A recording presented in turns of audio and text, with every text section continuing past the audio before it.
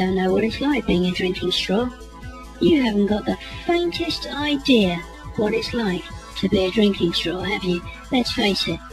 But to put things into perspective, let me tell you about this one lady drinking straw. In fact, if you mention her name to any straw in the land, she's the one that comes up trumps. Because she wasn't going to hang around and wait for some Saturday night, wait for some dinner party to come along when she might be used to drink up some exotic cocktail. Oh no, she took her life in her own hands. And she got onto a taxi and onto a bus, and she escaped, and she went into the capital city, which was London. And from there she decided to get a flight to somewhere hot, and she was lucky because she got to Gatwick, and the next flight in Gatwick was actually to Faro. And she got herself on a plane, and she was pretty much left alone because people didn't expect to see a straw travelling so far. And before long she was on a lovely warm beach. Only the type of thing that she dreamed of in the past, but now this was reality. And she made the most of it and soaked up all those rays, man. She loved it. But the real reason, deep down in her heart, the real reason why she was there was because she wanted to find true love.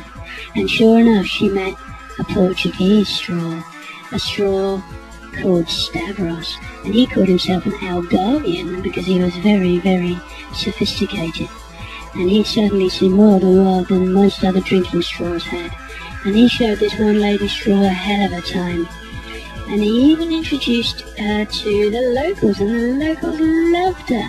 Anyone who knew Stavros was loved by everybody, and before long they were in bed together. And that's where I came along. And you see, this story is about my mother and father. And I can remember certain things about my father, but I especially remember that he was very good at pinball, and he was also very good at snooker or bar billiards. I can never tell the difference. One has more balls than the other, doesn't it? I can't remember. But he took us out for some great meals, and he showed us how to drink properly, and we all drank together. And I seem to remember that was the one time when I had pizza. And I was surprised that I liked it because, you know, anchovies and olives, they're not the type of thing that you would think a drinking straw would like. But then, like all men, he blew it. He went out clubbing and pubbing to celebrate his new love, and he told all his friends, and he bragged about all his friends about how good my mother was. But he really did blow it, as I said, because when he came home that night to try and get into the house, she wouldn't let him in.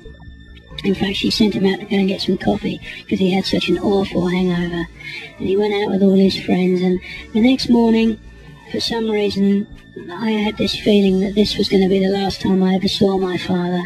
In fact, my mother decided to take me back to England because she realised that all men were the same, and she didn't want me tainted by an Algarvian or any man, come to think of it. She wanted me to stay pure, and she wanted me to stay just, you know, innocent, as every mother wants her child to be, I suppose. But you know, I do recollect that on the bus going back to the airport, he did turn up, bless him. He turned up to say goodbye, and he actually looked a bit sad and tired, obviously, for the night before. But the one thing I do remember, the one memory that will always stay in my mind, is when Mum and I got on a travelator at the airport when we got back to Gatwick. And that was really funny, and that's really the last thing that I do remember about my mother, because when we got back to England, she went up to this high building, and we both sat on this wall, and I wasn't really sure what she was up to.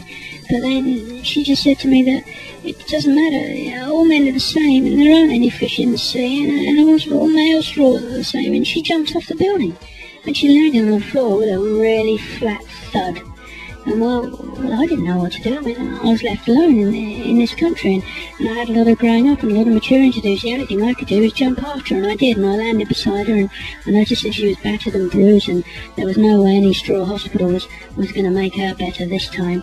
And just as I was lying there moaning and groaning and trying to work out what my injuries were, this hunk turned up in his car, and I never knew that drinking straws could really drive cars, and this was a new world for me, and we went fast, we went really fast, and this was really, really exciting, and I forgot about what had happened over those last few days, and then we crashed into a wall, and that was really the last straw. I didn't want my life to end like that.